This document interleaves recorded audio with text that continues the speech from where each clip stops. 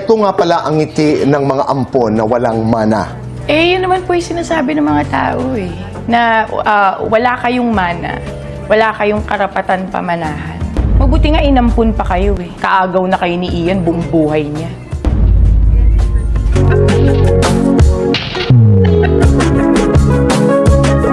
Are you the sole and legal heir of your mom, Nora Honor?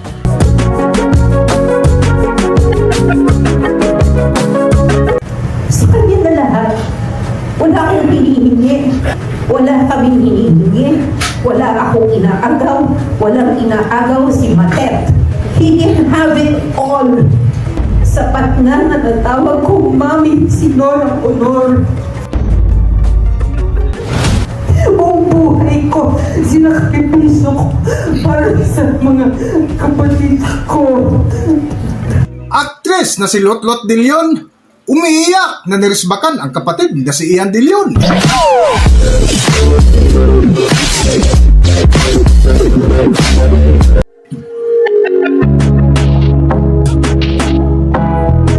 Welcome back to Philippine Celebrity Broadcast.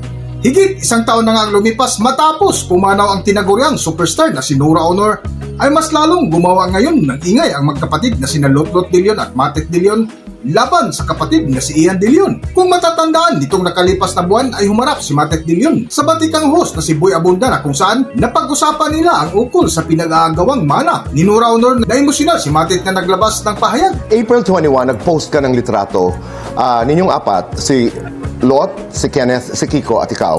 At may caption ka doon.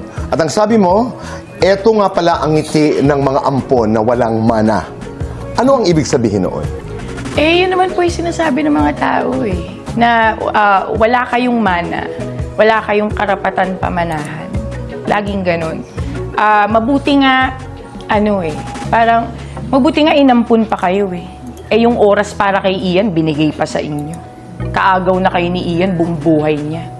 Maging masaya na kayo na binihisan at pinag-aral kayo, pinakain kayo. So, dun po, parang yun. kumulo ako na as if we're not thankful, we're grateful to her. I'm here with you, talking to you, Tito Boy, Right. because of my mom. You know, I am Matet because of my mother. Naiintindihan ko. So, I'm grateful. Sila parang puro mana po na sa isip ng mga tao. Diba? Katulad na lamang, may sinagot kang comment at sabi mo, mana, wala, bastusan, meron. Mayaman po kami dyan. Saan? Sa bastusan. Talaga? Ang yaman. Alam niyo po, mula gumising kami sa umaga hanggang matulog kami, may merienda pa po yan. Yan ang pagkain namin. Lagi kami inaano ng tao ng mana. Hindi na nila inisip na hindi naman isang taon ang pagluluksa. Hindi po 1 year yan. Tuloy-tuloy. So, parang, respetuhin niyo naman kami. Ayoko pong umiyak dito kasi matutuwa na naman yung mga Pero respetuhin niyo naman kami kasi inaalala pa namin si Mami. Hindi po namin iniisip yung mana na yan and wala kaming hinihingi, wala kaming kiniklaim. Sorry po, ayoko talaga umiyak dito. Ang ganda ko, no? Okay. Ayoko talaga. But please respect us. Not just me, but my brothers too. Because tinawag na kaming call boy, call girl. Kung hindi kayo kinuha ni Nora Honor, malamang call girl, call boy. I think Mommy would be happy kung buhay siya na nalalaman niya na sinasabi niyo yan. Ako okay lang ako eh. Kasi Tito Boy, okay lang. But my brothers, hindi po artist ang mga kapatid ko. At ikaw lumalaban. Yes. Pero still, that doesn't give permission to anyone na tawagin kayo ng kung ano-ano. Yes. I understand the pain. Nitong nakalipas ka na linggo ay humarap din si Ian De Leon kay Tito Boy Abunda na kung saan nilinaw nito ang ukol sa mana ni Nora Honor na siyang dahilan sa hindi pagkakaintindihan ng magkapatid kung paano at saan gagamitin. Ian De Leon, nilinaw ang ilang issue sa kanilang magkakapatid na sina Lotlot, Matet, Kenneth at Kiko. Sa Fast Talk with Boy Abunda, inamin niyang nagtatag siya ng one-person corporation para pangalagaan ang legacy at assets ng kanilang namayapang ina na si national artist at superstar Nora Honor. nung 40th day, we were gathered together sa Bulwagan, sa Libingan ng Bayani. And Meaning you siblings. yeah, I think yung time na yun, they weren't ready because it was still a concept, di ba?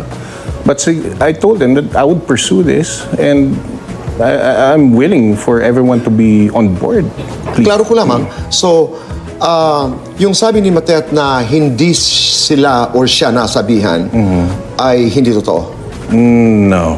Totoo rin daw na may misunderstanding silang magkakapatid na normalan niya sa isang pamilya, lalo na sa usapan tungkol sa mana. Just to make things clear, Tito Boy, the mana issue, okay, I just want to set the record straight Okay. right here. Things take time.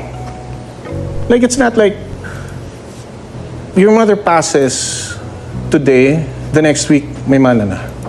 Everything has to be dealt legally. But nasa puso mo ba, Ian, na kung ano man ang meron, you will be fair to your siblings? Of course, definitely. Are you the sole and legal heir of your mom, Nora Honor? Kuya Rico, yes, I am. Ilang araw nga matapos ang interview kay Ian De Leon ay hindi napigilan ni Lotlot De Leon maglabas ng sama ng loob na umiiyak na nirisbakan ang kanyang kapatid na si Ian De Leon na sinabihang tama na ang kasinungalingan. Para sa buong kwento, narito ating panoorin ang video. Narito ang video. Sa unang pagkakataon, pagkatapos pumanaw ang superstar na si Nora Honor, ay nagbitiw na ng mga kumakagat na pahayag si Lotlot De Leon laban sa kanyang kapatid na si Ian.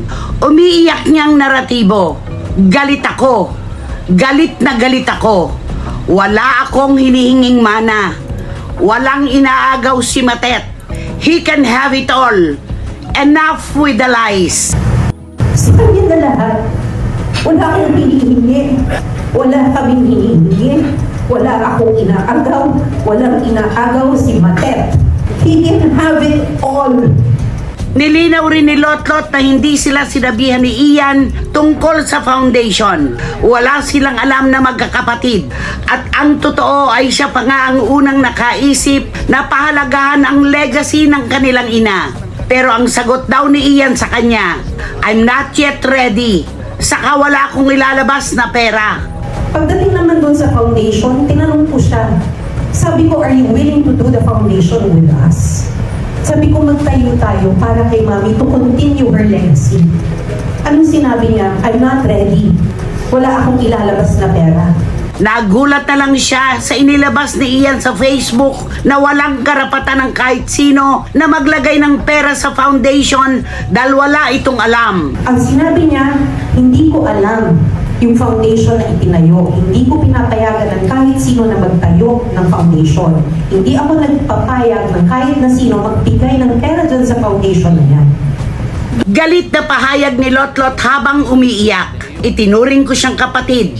Inalagaan ko siya. Nung nasa Amerika si Mami, iniwan sila sa akin. Si Matet, si Kiko, si Kenneth, si Ian. Ilang taon na tumira sa akin. Buong buhay ko, isinakripisyo ko para sa mga kapatid ko. Tapos sisirain mo lang? Nalagaan ko siya bilang kapatid. Piniling sa akin ng nanay ko. Ilang taon bang wala si Mami na nasa Amerika siya? Sa akin naiwan si Matet, si Kiko, si Ken, kahit si Ian, ilang taon sa akin tumira yan. Buong buhay ko, sinakripisyo ko para sa mga kapatid ko. Tapos sisirain mo lang. At sinserong pagtanaw ng utang na loob ni Lotlot sa kanyang pumanaw na ina. Kasi para sa akin, sapat na natatawag ko Mami si Nora Honor. Sapat na napalaki ako ng isang superstar. Sapat na nabigyan ako ng pangalan ni Mami. Hanggang dito na lang muna ang ating video at kung nagustuhan nyo, huwag kalimutan mag-subscribe at pindutin nyo na rin ang notification bell para ma-notify kayo sa ating susunod na video. Maraming salamat!